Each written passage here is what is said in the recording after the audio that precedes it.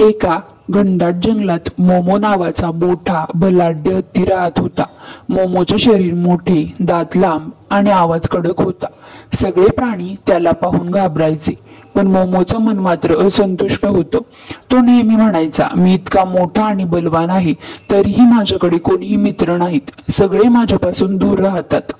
एके दिवशी मोमो जंगलात फिरत असताना त्याने छोटा ससा, लिली चिमणी आणि टिम्मी खारुताई एकत्र खेळताना पाहिली. ते हसत नाचत झाडांवर उड्या मारत होते. मोमो त्यांच्याकडे गेला आणि म्हणाला, मी सुद्धा खेळू का? पण सशाने घाबरून म्हटलं, नाही नाही मोमो, तू खूप मोठा आहेस, तुझ्या पायाखाली आम्ही चिरडले जाऊ. मोमो उदास झाला. तो शांतपणे परत आपल्या तलावाकडे गेला आणि बसला. मोमोला खूप वाईट वाटले. तो खूप उदास झाला. दुसऱ्या दिवशी जंगलात मोठं वादळ आलं. झाडं मोडू लागली. प्राणी आपापल्या बिळात पडू लागले.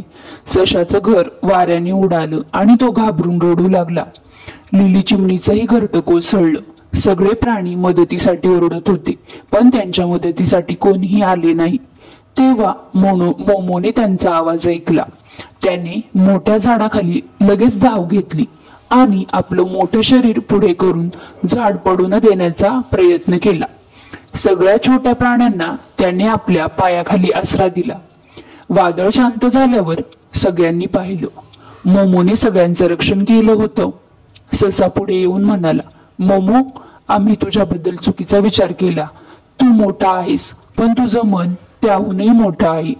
चिमणीने गोड आवाजात म्हटलं, आजपासून तू आमचा सगळ्यात चांगला मित्र. मोमो आनंदाने हसला. त्याला समजलं की खरा आनंद शक्तीत नाही, तर इतरांना मदत करण्यात आणि मैत्री करण्यातच आहे.